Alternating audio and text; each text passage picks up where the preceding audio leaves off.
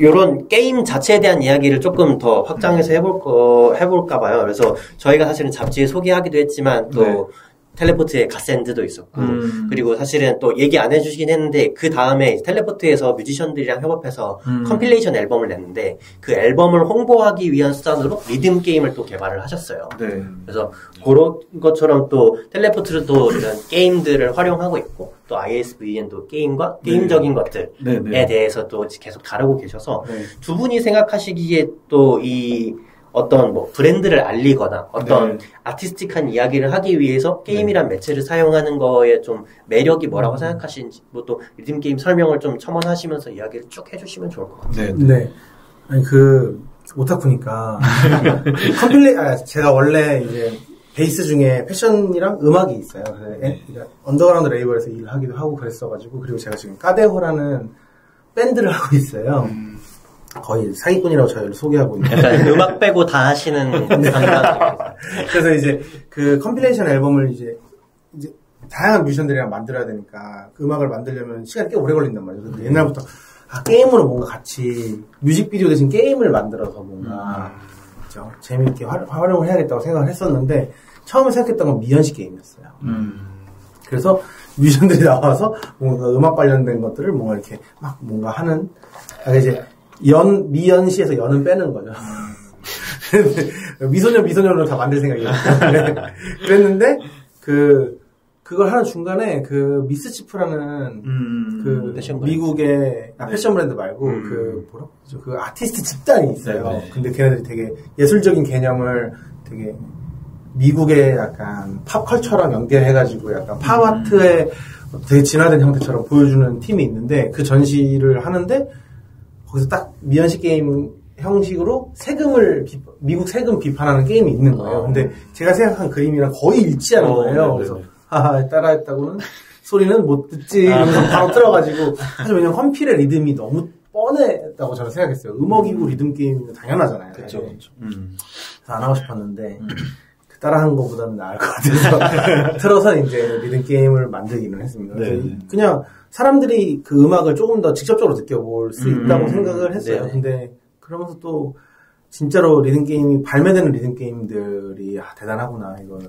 호락호락한 일은 아니었구나 이런 생각을 했습니다.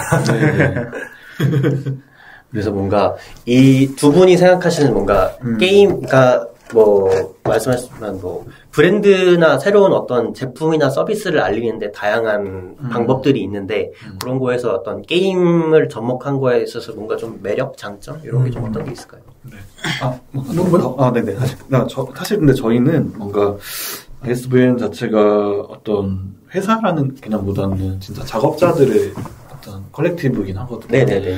그러다 보니까 이제 사실 다 따로 본업들이 있는 사람들이 어떻게 보면 사이드 프로젝트의 개념으로 참여하는데 이제 다만 그 중점에 있는 게 게임에 대한 애정인 거죠. 네네. 사실 이제 그게 시작점이 저는 어떻게 보면은 제가 ISVN이라는 팀을 만들게 되면서 동시에 이제 보드게임에 좀 관심이 생겼었어요. 그래서 3년 전쯤부터 계속 보드게임 관련 어떤 일정들을 만들어가지고 이제 주변 작업자들 모아서 계속 주기적으로 플레이를 했었거든요. 근데 이제 근본적인 이제 이유는 뭐였냐면은 제가 게임을 개발하면은 테스트 플레이가 필요하고 테스트 플레이어들을 미리 섭외를 해둔다는 명목에서 계속 그런 게임 모임을 했었습니다. 근데 이제 참 웃긴 게 게임을 같이 하다 보면은 그 사람에 대해서 되게 많은 걸 알게 되거든요. 그러니까 게임이라는 게 어떻게 보면 이제 각자의 협업 체계도 존재하는데 경쟁이고 또 그리고 이제 이 사람의 어떤 생각의 방식을 좀 읽게 되는 것도 있고요. 그리고 이제 사소하게는 되게 이 모임에 오는 시간에 대한 개념이라던가 어쨌든 모여서 같이 해야 되니까요. 네네네. 네. 그래서 엄청 이제 어쨌거나 그 인물들이 같이 모여서 뭔가 하는 과정을 계속 보게 되니까 되게 그 사람에 대해서 너무 잘 알게 되는 거예요. 이제 그러다 보니까 이 사람하고는 이제 같은 팀을 하고 싶다라던가 그런 생각을 하게 되고 그러면서 이제 결과적으로 지금의 팀을 꾸리게 됐는데요. 아무튼 이제 그러다 보니까 너무 그 과정 자체에 흥미를 많이 느끼게 되더라고요. 그리고 이제 사실은 결과물도 결과물이지만 그 과정에서 오는 즐거움 같은 게 너무 커가지고 그래서 사실은 저희는 어떻게 보면은 이제 이걸로 뭘 꼭 해야 된다라는 관점보다는 이 과정에서 생겨나는 이제 교류의 즐거움 같은 걸 증폭시키고 싶었다는 게 컸던 것 같아요.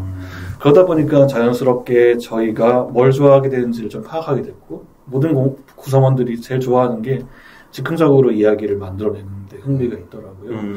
그러다 보니까 TRPG라는 장르를 자연스럽게 저희가 계속 이어가게 됐던 것 같아요. 그러니까 TRPG라는 것 자체가 어쨌든 일종 역할극을 하는 건데 그쵸. 정교한 룰을 가진 역할극을 하는 거잖아요. 근데 이제 거기에서 다들 좀 부담스러울 수도 있는데 그 즉흥의 내러티브를 짜내는 것 자체에서 너무 즐거움을 크게 느껴가지고 그래서 저희는 이제 여기에 힘을 좀 쏟고 싶다.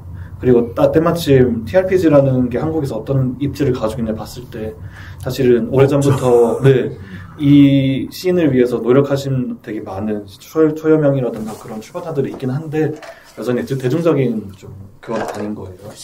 근데 또 재밌는 거는 사람들이 이미 역할극을 하는 무언가를 소비는 많이 하고 있는 거예요. 예를 들면 피식대학이라든가 뭐 이제 그런 것들이 이제 올라오게 되면서 이미 역할극을 하는 캐릭터에 대한 재미를 많이 느끼고 뭔가 약간 부캐 콘텐츠? 네, 소비를 엄청 하고 있는데 다만 이게 룰이 있다는 거라 그가 없는 상태에서 소비를 하고 있던 거죠.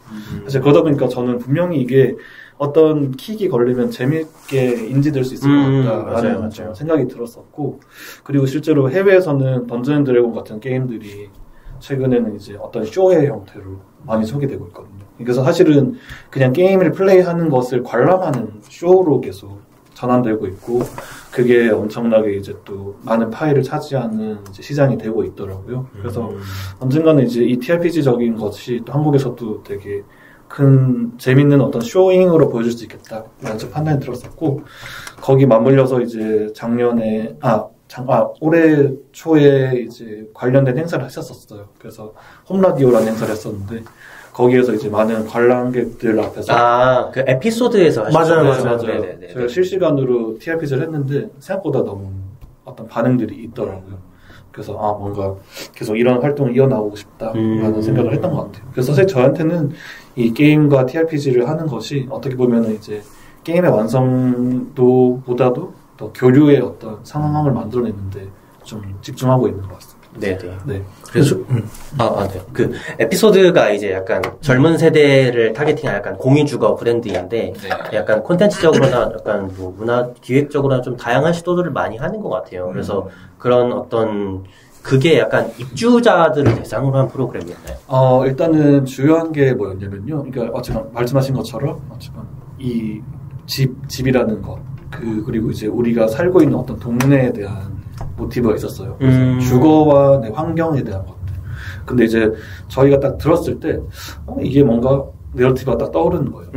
어떤 자기 자신만의 공간을 이제 향유하는 어떤 사람들에 대한 이야기, 혹은 이제 다시 그곳으로 돌아가는 사람들에 대한 이야기 같은 게 떠오르더라고요. 그래서 저희도 논의를 했을 때, 그러면은 네이버 로드맵 같은 거를 활용해가지고 TRPG를 해보면 어떻겠냐. 이렇게 아이디어가 이어지게 된 거죠. 사실 그래서 조금 독특한 점은 그 게임의 이제 룰 같은 것들은 D&D에서 가져온 엄청 간략화된 룰인데 네네. 다만 특징은 우리가 이제 보게 되는 시각적 단서가 다 이제 그 실제로 로드뷰로 이루어져 있는 거죠. 그래서 로드뷰로 이동하면서 거기에 보여지는 것들에서 단서를 얻어서 이야기를 꺼내게 되는 그런 구조였던 것 같아요. 네. 그래서 사실은 그런 내 집이 어디인지를 찾아가게 되는 이야기를 기결을 하게 되는데 결과적으로 계속 그 장소들이 이동하게 되면서 우리가 얻게 된 단서를 다 끌어와가지고 한 명 한 명씩 이제 새로운 집에 입주를 할 때 뭘 가져왔느냐를 얘기하면서 끝나게 되거든요. 네네. 그래서 이제 그런 모티브를 계속 응용해가지고 했던 것 같습니다. 네. 진짜 감독님이 예술가라고 느껴요. 저는 사실 마케터 기획자니까 저는 사실 이 게임을 다른 원래 제가 좋아하던 음악, 패션 이런 문화들이랑 게임을 붙이는 게 저는 되게 장사꾼의 관점에서 생각하는 거거든요. 물론 게임 어렸을 때 엄청 좋아하고 지금도 엄청 좋아하는 기본적으로 그래야지만 이해도가 있고 가짜를 안 만들 수 있다고 생각하지만 제가 생각하는 거는 시대성인데 제가 어렸을 때 막 힙합 음악 아무도 안 들을 때 듣고 이제 힙스터 꼬마들은 사실 남들이 안 듣는 거 듣고 찾고 하잖아요. 그쵸. 게임도 좀 더 막 그냥 스타크래프트 하는 것보단 조금 더 파고 들어가 보고 TRPG를 알게 된 것도 사실 파고 들어가다 보면 알게 되고 이제 게임 매거진들에서 또 그런 것들을 되게 다뤘었어요. 왜냐면 게임 기자분들은 기본적으로 이제 깊은 오타쿠들이시기 때문에 이제 그런 것들을 하면서 알게 되잖아요. 근데 이제 제가 힙합 그리고 패션에서 스트릿 패션이라고 하는 힙합 패션에서 스트릿 패션으로 넘어가는 시기가 있거든요. 통이 엄청 큰 거에다가 통이 작은데 내려있는 걸로 그냥 쉽게 아웃핏을 이제 얘기하는 그런 시대가 있었고 거기서 힙합이 서브컬처에서 팝으로 가고 지금 사실 힙합을 서브컬처 영역에도 걸쳐있지만 완전 팝이기도 하잖아요. 그쵸. 물론 요즘 죽는다 어쩌면 하지만 그런 시대가 있고 그게 저는 아까 얘기했던 그 버지라블러라고 얘기했던 그 루이비통의 크리에이티브 디렉터였던 사람이 죽으면서 새로운 동력이 전혀 생기지 않고 저물어가고 있다고 느끼거든요. 이제는 그냥 일상의 하나의 장르로 그냥 딱 자리 잡고 새로운 게 리뉴얼이 안 될 것 같아요. 마치 한 5년 전에까지만 해도 우리가 판단하던 락처럼. 근데 이제 저는 그 다음이 뭐냐고 생각하면 이걸 저도 아직 뭐라고 불러야 될지 모르겠어요. 오타쿠 컬처라고 그냥 부르기에는 너무 또 서브컬처는 또 너무 다른 게 들어가 있고 하니까 그 오타쿠 컬처라고 부르기엔 또 저는 광의의 오타쿠 컬처라고 부르고 있는데 왜냐면은 좁은 의미의 오타쿠 컬처를 오해해버리면 그쵸. 또 이제 한정적이어지니까 그러니까 되게 일본적인 것만 생각하니까 그쵸. 광의의 오타쿠 컬처라고 생각하고 있는데 그 오타쿠 컬처들 게임이나 게임에서 연결되는 뭐 SF, 판타지 이런 많은 것들이 지금 이미 지금 새로 이제 소비 시장의 주류가 되는 사람들한테는 10대 후반, 20대 초반한테는 너무 자연스러워요. 마법사와 기사와 검사가 너무 자연스럽거든요. 그쵸. 영화고 게임이고 너무 했고 그러니까 제가 그걸 완전히 느꼈던 게 제 또래 약간 80년대생들은 이거 성별을 나누는 게 아니라 실제로 그랬으니까 남자애들이 훨씬 더 게임을 많이 했고 게임을 아는 제 친구들은 여자인 성별을 가진 친구들은 별로 없었어요. 근데 90년대생이 좀 더 생기고 그 르세라핌의 홍은채 양이 그 오버워치를 너무 잘하는 걸 보고서 이게 이제는 롤이고 배틀그라운드고 그런 것들이 어린 친구들한테 너무 성별 상관없이 다양하구나. 그러면 이 문화를 할 세대들은 준비가 다 됐는데 그냥 생산자들이 지금 나태할 뿐이다. 그거 누가 해야 되냐 하면 내가 해야겠다 생각한 거예요. 그리고 그 관점에서 계속 사실 리듬 게임을 한 게 흥미롭고 그리고 반향이 별로 없어요 아직. 그냥 이걸 계속 하는 거는 저는 헤리티지의 관점이라고 저는 아직은 생각하고 있고. 근데 생각보다 뭐 버지라블로도 오프화이트로 해서 게임 벽 타면서 막 무슨 뭐 그래피티 하는 게임 같은 거 만들기도 하고. 생각보다 이제 명품들도 샤넬이 팝업스토어로 오락실 컨셉을 촬영하기도 하고 그런 게임과 관련된 거를 조금씩 찍먹은 많이 해요. 그쵸. 근데 이제 부먹을 하는 데가 아직은 안 나타나고 있고. 저는 ISVN이 완전 그런 팀이라고 생각하고, ISVN 말고 이제 아직까지 매직월드라고 요즘에 또 그런 팀이 있는데, 게임에서 오는 것들을 음악이나 막 애니메이션에 접목하는 그런 팀들도 있고, 저희도 그렇고, 이제 그런 팀들이 조금씩 무먼트를 보여주고 있는 게, 좀 시대 흐름이고 이제 이후에 완전 주류가 되지 않을까라고 기대를 하고 있습니다. 근데 진짜로 그 찍먹밖에 할 수 없는 이제 이런 상황이 너무 좀 어쩔 수 없는 게 게임이라는 게 개발하기가 너무 좀 어려운 거기도 하고요. 맞아요. 사실 뭐 저 같은 경우도 이제 뮤직비디오에서 게임 넘어오게 됐는데 처음 느꼈던 게 뭐냐면은 게임은 진짜 텀이 길다. 그러니까 뮤직비디오 같은 경우는 3, 4개월 이제 바싹 해가지고 던지고 내 결과를 보고 반응을 보면 이제 완료된 느낌 들잖아요. 근데 이제 그 게임은 적어도 6개월부터 1년의 텀을 잡고 들어가야지 겨우겨우 데모를 만들 수 있는 룰과 컨셉을 개발하는데 그 정도 기간이 걸린다는 말이죠. 그런 상황이더라고요. 그러다 보니까 이제 그 1년을 견뎌내는 게 너무 힘든 거예요.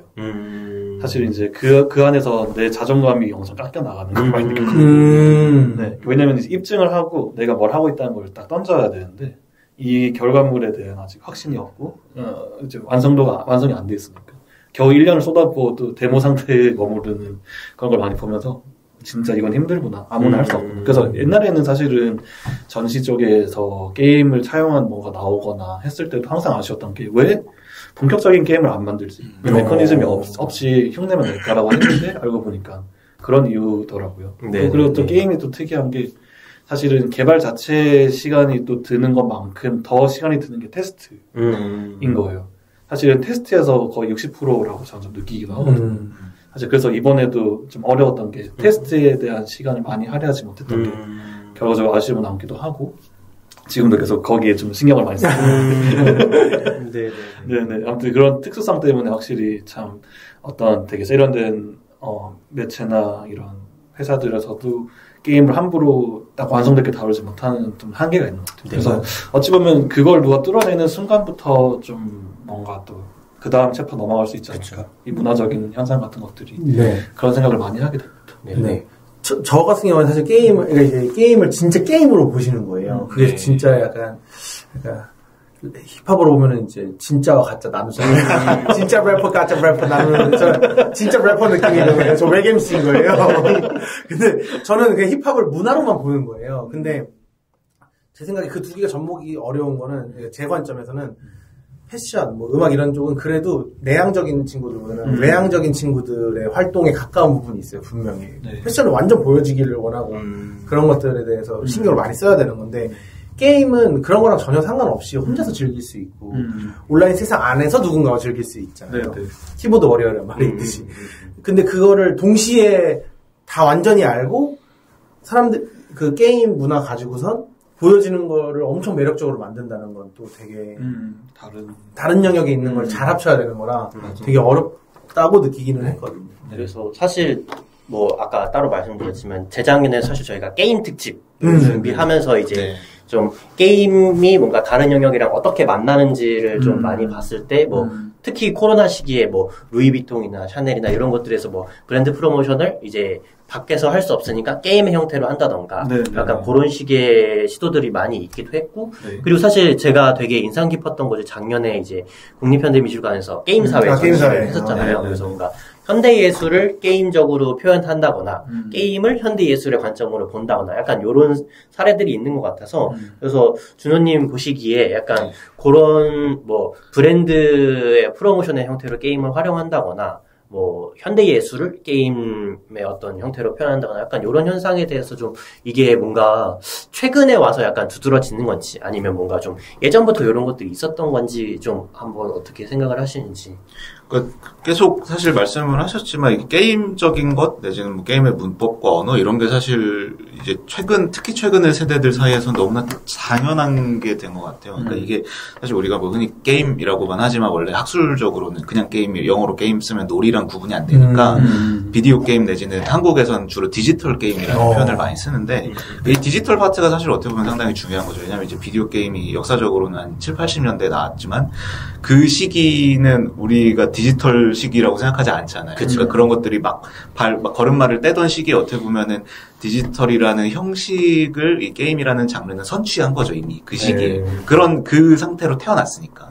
그런 것들이 이제 지나면서 어떤 정보화 시대가 뒤로 거꾸로 오면서 이런 것들이 너무나 어떤 물질적인 우리가 살고 있는 어떤 시대의 물리적인 기반을 매체로서 선취했고 사실 여전히 어떻게 보면 그 첨단에 있는 상태인 건데 근데 이제 이게 가장 중요한 파트는 제 생각에는 게임을 만드는 작업과 그거를 향유하는 작업이 사람들에게 끼친 영향인 것 같아요. 그러니까 게임을 만드는 작업이 디지털이라는 형식 내지는 플랫폼에서 이걸 우리가 어떻게 규칙을 구성하고 사람들이 행동하게 만들어야 되는가를 설계하는 경험을 사람들에게 준 거고 만드는 사람들에게 그리고 이제 IMF 이후에 젊은 세대로 어떻게 보면 대변될 수 있는 디지털이 너무나 당연한 세대들한테는 게임 안에서 뭔가를 하는 거, 게임을 통해서 디지털로 된 세상과 상호작용하는 법, 그런 어떤 관습을 습득한 거잖아요. 그러니까 우리는 뭐 앱을 쓰거나 이런 것보다도 어떻게 보면 게임을 사실 먼저 했을 거예요. 그리고 대부분의 아이들도 마찬가지로. 그 안에서 우리 핸드폰을 쓰는 법, 뭐 마우스, 뭐 키보드 이런 걸 조작하는 법을 다 배운 거잖아요. 너무나 당연한 거고, 그렇기 때문에 사람들이 어떤 거를 게임적인 것으로 만드는 것과 게임의 언어를 쓰는 게 이제 그냥 뭐 우리가 예를 들어 사람들이 옷을 입는다라는 말은 되게 이상한 말인 거잖아요. 게임을 한다는 아직 거기까지는 아닌데 이제 그렇게 되어가고 있는 과정이라고 저는 이제 생각을 하는 하고 있습니다. 그리고 말하다가 이제 살짝 스쳐 지나가면서 잘 기억이 안 나는데 이게 그러니까 게임이 이거는 좀 정리를 해서 이따가 다시 네네네 괜찮습니다. 그래서 이제 사실 뭐 얘기해 주셨지만 이 시대가 흐르면 흐를수록 이제 예술가들도 그렇고 네. 이제 브랜드의 뭐 프로모션 담당자들이든 기획자들이든 마케터든 이 게임과 게임적인 것 그리고 어떤 디지털 세계의 어떤 논리나 움직이는 방식에 대해서 점점 익숙해지다 보니까 어떤 홍보하거나 자신의 예술 세계를 표현하거나 네. 그런 수단 중에 하나로 게임을 이제 선택하고 이제 그걸 재해석하는 게 사실은 점점 당연해지고 있는 것 같아요. 맞아요. 그래서 우리도 뭐 여기서는 윷놀이 뭐 보드 게임 TRPG에 대해서 얘기하지만 그것까지 포함해서 어떤 뭐 ISVN도 그렇고 아직까진도 그렇고 뭐 이 텔레포트도 그렇고 뭔가 이런 자신 혹은 그룹의 어떤 아이덴티티를 표현하는데 그 중에 선택지 중에 하나로 게임을 선택하는 게 되게 당연하게 되고 있고 앞으로 나올 뭔가 새로운 아티스트들이나 뭐 헤리티지가 있는 브랜드들이라도 그 안에 구성원들이 점점 젊어지면 젊어질수록 게임을 활용하는 게 되게 자연스럽게 나올 것이고 그걸 받아들이는 우리도 되게 당연하게 생각하게 될 것이다 라는 생각이 또 들기도 하네요. 네, 맞아요. 그래서 사실 아까 드리려던 말씀을 이제 좀 정리를 해서 말씀을 드리면 그러니까 아까 로제카이와 설명을 드렸는데 이 사람의 어떻게 보면 앞에 세대의 놀이 연구자라고 할 수 있는 사람이 요한 하미징가 호모 루덴스라는 책을 쓴 사람이에요. 근데 이제 이분은 인류학자고 이분이 가장 증명하고 싶어하는 명제는 놀이가 문화에 선행한다예요. 그러니까 우리의 문화 안에 놀이가 포함되어 있고 문화의 형식이 놀이고 이게 아니라 놀이라는 어떤 행위 형태가 우리의 문화보다 선행하면서 존재했다는 거죠. 근데 이게 어떻게 보면 근본적으로 생각하면 너무나 당연한 게 우리 이제 놀이와 놀이가 아닌 것을 우리 현대적으로 어떻게 보면 구분할 수 있는 가장 중요한 기준 중에 하나 아무래도 진지함일 것 같아요. 그러니까 진지한 것, 일인 것, 뭔가 결과를 뭔가를 위한 활동인 것과 그게 아닌 것으로 우리가 보통 놀이를 구분하곤 하는데 원시 시대에는 그런 게 없었을 거잖아요. 그러니까 그런 놀이적인 것이 어떻게 보면 구분되어 온 역사인 거예요. 그래서 이분의 작업은 법률이라든지 전쟁, 스포츠 뭐 이런 수많은 것들에 있는 놀이의 흔적을 발견해내는 종교 그런 작업을 이제 이 책 전체를 통해서 하면서 놀이가 문화에 선행한다라는 명제를 증명하고 싶어 하시는데 이 디지털 게임이라는 매체를 통해서 이거는 그냥 저의 뇌피셜입니다만 놀이적인 것이 귀환하고 있다라는 생각을 정리해요. 그러니까 이게 뭐 좋은 방향일 수도 있고 나쁜 방향일 수도 있어요. 사실 카유아나 하이징하는 놀이가 타락했다라고 표현을 해요. 그러니까 이게 특히 알레아 같은 어떤 우리가 확률에 의존하는 요소는 사실 도박이나 카지노로 나타나고 있는 거고 싸움을 하는 것은 전쟁의 형태로 구현되고 있잖아요.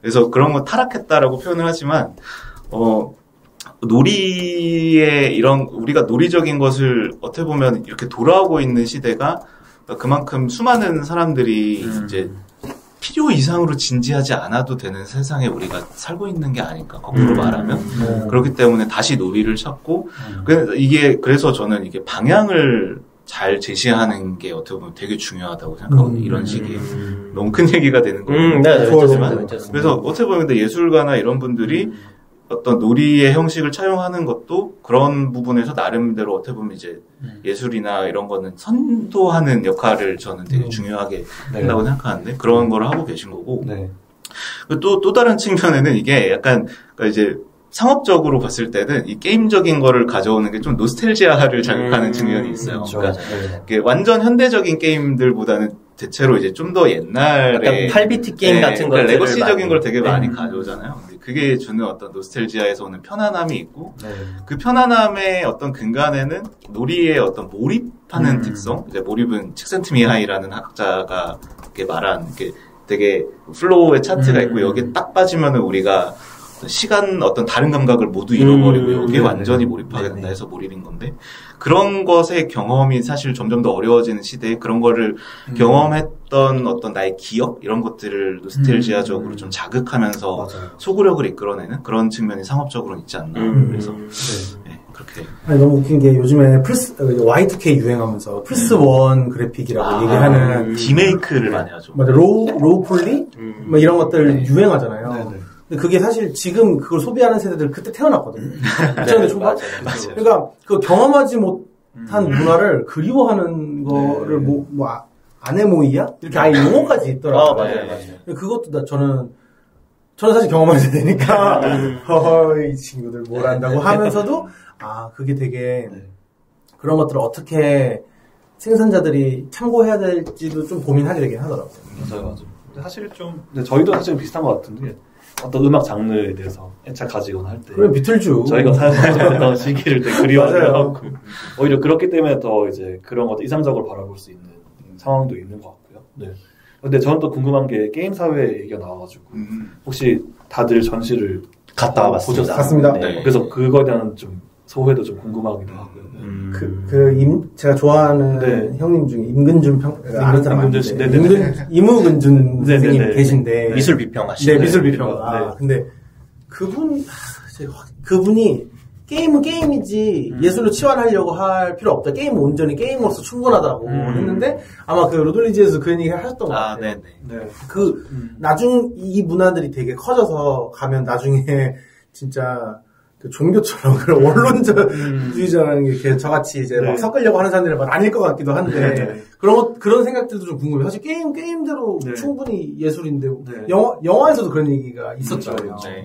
그런 것도 좀 궁금하고. 네, 사실 저는 그 말에 좀 동의를 하는 편이거든요. 그러니까 왜냐면은 사실 아까 좀 말씀드렸듯이 이제 수많은 이제 이미 작업자들 분들이 게임적인 것을 차용을 해서 작업을 시도를 많이 했고요. 그리고 이제 뭐 사실 뭐 엄청 옛날부터 얘기하면은 그 슈퍼 패미컴 시절에도 펜앤텔러라는 마술사 듀오가 있는데 그분들이 사막버스라는 게임 만든 적이 있어요.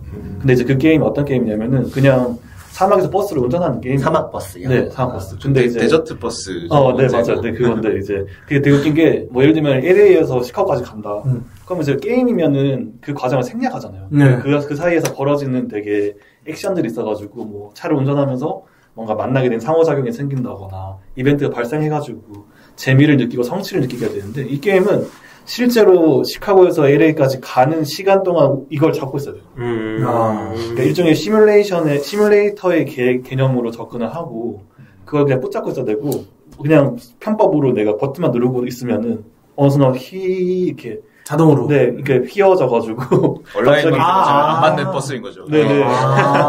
그래가지고 갑자기 그 견인차가 와가지고 다시 시작점으로 끌고 사실 그래가지고 그 기이함. 근데 이제 그게 또 게임 개발자가 만든 게 아니고 마술사들이 만든 게임이라는 점의 특이성도 있었고 이후에는 이제 그 게임을 계속 소비하는 사람들이 즐거움 때문이 아니라 이거를 이겨내고 싶은 욕망으로 챌린지를 하거나 막 그런 식으로 이제 소비가 되기도 했었거든요. 근데 이제 그 게임이 지금도 중요하게 여겨진 이유는 게임이라는 어떤 매체가 가진 특성을 다 배반하고 시뮬레이션적으로 접근했던 이제 거의 최초의 사례에 가깝게 여겨지기도 하거든요. 그리고 이제 펜앤텔러라는 그 사람들이 기본적으로 그래서 그런 뭔가 기존에 이제 가치관을 비트는 식의 마술을 하고 주요 콘텐츠가 뭐냐면은 자기들이 이제 어떻게 마술을 하는지를 뭐 예를 들면 이제 뭐 그런 거 있잖아요. 상자에 사람 가두고 목 잘라가지고 다시 붙이는 이런 거 하는 것도 그 사람들은 투명 박스에다가 보여주면서 어떻게 안에 사람이 어떻게 움직이는지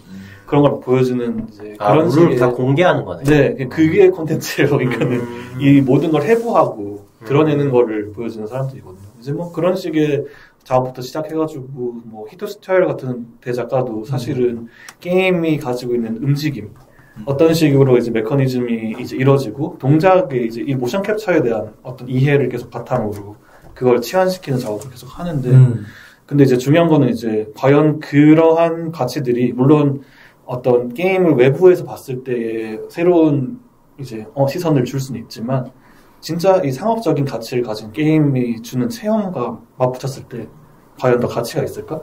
라는 이제 계속 궁금증을 떠올리게 하는 거예요. 사실 그러다 보니까 저는 개인적으로는 이 상업적인 가치를 가지고 실제로 판매가 된다는 것 자체가 게임의 중요한 특성 중에 하나예요. 이미 거기에서 많은 게 달성했다고 보고 거기에서 체험이 발생한다고 생각하거든요. 근데 사실은 그걸 자꾸 배반하고 그 겉핥기식으로 자꾸 이거를 치환시키고 새로운 의미를 부여하는 게 조금 답답한 거예요. 그게 진짜로 일정 부분은 공감되는 게 히토시 타이는 사실은 예술가 하기 전에 비평가로 먼저 활동을 했기 때문에 그녀의 작업은 되게 비평적인 작업이더라고요. 그래서 그게 되게 그렇게 하는 거가 그래도 그냥 그 내러티브상 말은 된다. 그리고 그들이 보기엔 또 신기할 수 있긴 있어요. 게임 안 해본 사람들이. 그리고 그 마케팅에서 명품들이 게임 만들어요. 그런 거 되게 겉핥기 있거든요. 그냥 뭐 슈퍼마리오만도 못해요. 그러면 시각적으로도 매력적인데 그렇지도 않아요. 그거는 진짜 아무도 모르고 만들었다는 디오리였나 뭐가 얼탱이가 없었는데 그런 게임들이 훨씬 더 많거든요. 그래서 사실 저는 저희가 만드는 게임이 시각적으로라도 엄청 매력적이어야 된다고 생각하는 거예요. 왜냐면 게임 개발자들이랑 해서 이 게임이 다른 리듬 게임보다 재밌냐 하면 절대 아니거든요. 다른 요소들을 더 상업적이지 않기 때문에 실험하는 것들이 있어야 저희가 하는 게 가치 있다고 생각하고 그 예술 쪽에서도 사실은 저는 이게 아까 그러니까 팔기 때문에 많은 걸 달성할 수 있다고 하셨는데 역으로 팔기 때문에 못하는 것들이 분명히 있어요. 너무 간 얘기인데 NC소프트 돈 벌려고 그 시스템 잘못 만들어가지고 떡락했잖아요. 그런 것들이 그런 그 자본의 논리 때문에 못하는 것들을 해볼 수 있는 마치 독립영화, 예술영화처럼 그런 것들이 약간 돼야 되지 않나. 그런 방향으로 가야지 좀 겉핥기식으로 정말 예술가들이 원래 하던 개념을 게임으로 뭔가 보여주려고 하고 이게 이제 신박해 보이는 매체니까 그런 거는 좀 지양하긴 해요. 그렇죠.